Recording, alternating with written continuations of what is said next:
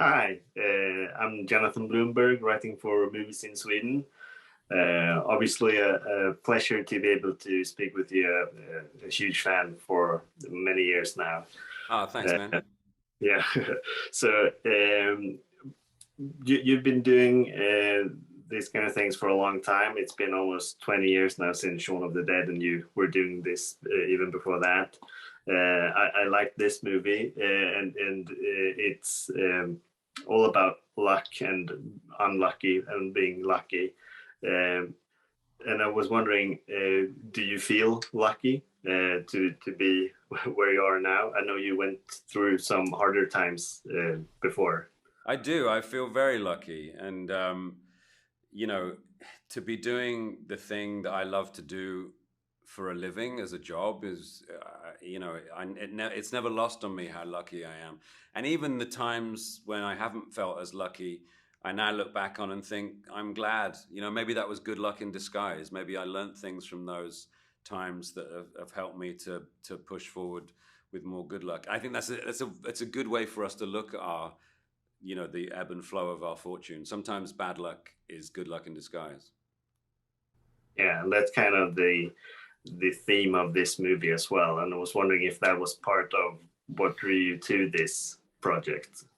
The kind of the nuances of the script opened themselves up to me as the recordings went on. Initially, I just loved the idea of this kind of mystical world that existed where luck was generated, and the combination of it being this extraordinary, beautiful, complex, magical place. But it was also just like an office building. It was just a place where things are administered. It was just basically quite a mundane kind of job, but in this incredible world. And I love the idea of Bob as a cat who is, you know, not perhaps showing his cards. He's keeping a big secret, and I like playing characters that have things going on behind their sort of facade. Yeah, But yeah, as we did it, as we recorded it, and the story evolved, I loved the relationship between Bob and Sam, and I really respected that the film was about something as serious as a child who had aged out of foster care.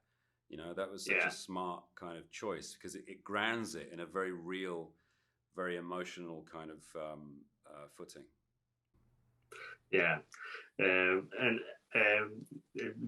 before this interview, I did some digging on other interviews you've done, and I felt like you were a bit unlucky earlier this summer with people taking things out of context. So I was wondering how that part of the business for you has been throughout these years. Do you feel any unluck about doing these kind of things where people take things out of context, like this Tom Cruise thing, where Well, that's just out of well, that's the nature of information these days. Things that you say can be isolated and turned into a clickbait headline, and then people react to that rather than what you actually said. But it's a small price to pay to be able to exist in this world, and to be in a position where I'm having to say I didn't say this or I didn't say that.